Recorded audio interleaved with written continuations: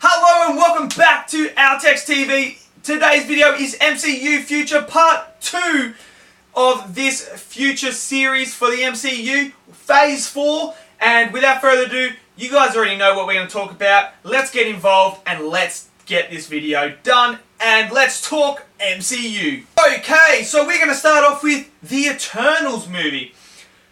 Will we get this Eternals movie? I don't know. This is a very interesting one because we are going more cosmic this time around in Phase 4. So it makes sense to do an Eternals movie. There was a report about Angelina Jolie being in it, which is a phenomenal grab by Marvel to get someone who's that talented in again to do another movie. Just shows you the pool that they have at the moment. But it's going to be interesting to see how they do this Eternals movie moving forward now, because by bringing them in, you're really getting the lore in now. That's really starting to get, higher and higher. So, but it makes sense because now we've got the rights to X-Men and all that, X-Men and Fantastic Four. So you can do like the Galactus and all that later on now that we've got those rights. So it makes sense to start moving. If we are going cosmic, you might as well go all the way in and do this, do an Eternals movie, get like the Celestials more involved as well. And yeah, basically, I'm a bit skeptical whether or not we're actually going to get the Eternals movie, but I hope we do because I'm not really familiar with the Eternals, but it will be interesting to see how they do this and how the Eternals are going to play a major part in Phase 4. So that's what I have on the Eternals at the moment. So we are going to move into who's going to be the big bad villain this time. Obviously in the Infinity Saga, we had Thanos pulling the strings. Now, who's going to be the big bad for Phase 4? Because are we going to get another Avengers movie in Phase 4? I don't know if it's going to be an Avengers movie, but it's going to be one like that, where there's a team up against a big bad villain, the guy that's pulling the strings. For me, which one makes most sense? I don't think we're getting Galactus. Don't think we're getting Galactus. Don't think we're getting Doctor Doom either. For me, I'm thinking it's going to be Kang. I've got a feeling it's going to be Kang the Conqueror. Why? Because we just had time travel in Endgame. What better way to introduce Kang the Conqueror with everything that happened in Endgame?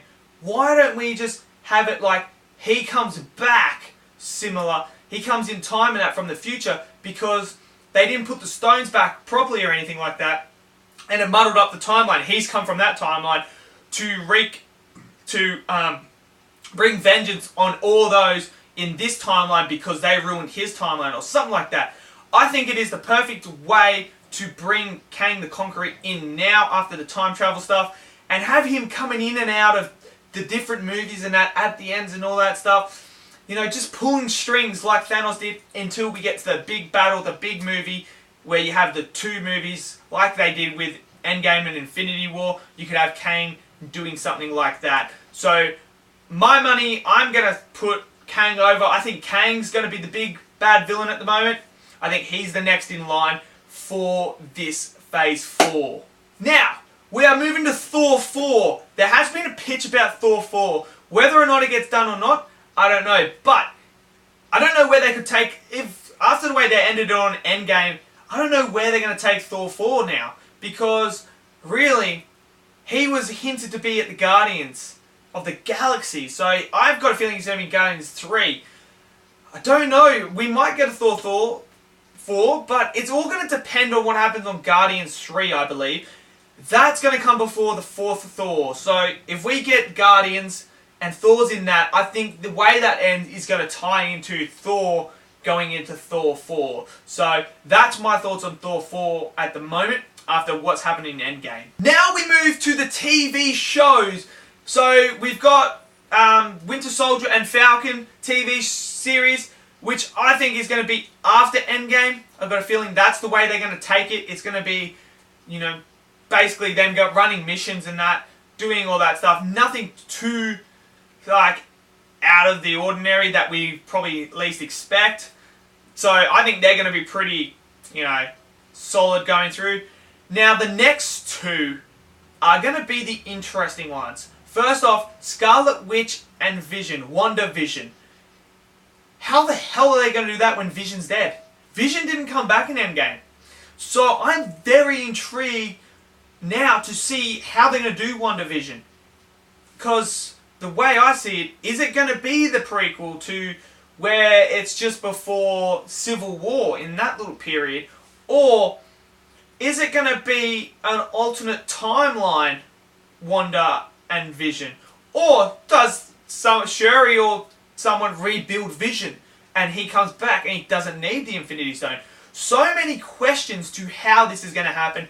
Obviously, it's going to be on Disney Plus. That's where that's going to be. So we're not going to know for a bit. We might get some more information as we lead up to the release of Disney Plus.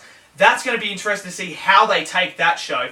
I'm very intrigued to see how Vision is going to be in that show, because from what I've read in that, Scarlet Witch can alter reality in other ways as well. So does she alter it to where it's like a dream sequence for her? I don't know. So let me know in the comments, what are your predictions for the WandaVision show? How is Vision coming back? Where's it going to take place? And how are they going to do this? Because, to be honest, I don't know how they're going to bring Vision back. Unless they go in time and bring one back. I don't know. So yeah, let me know, guys. Please, let me know. And now it brings me to the last one. The Loki TV show.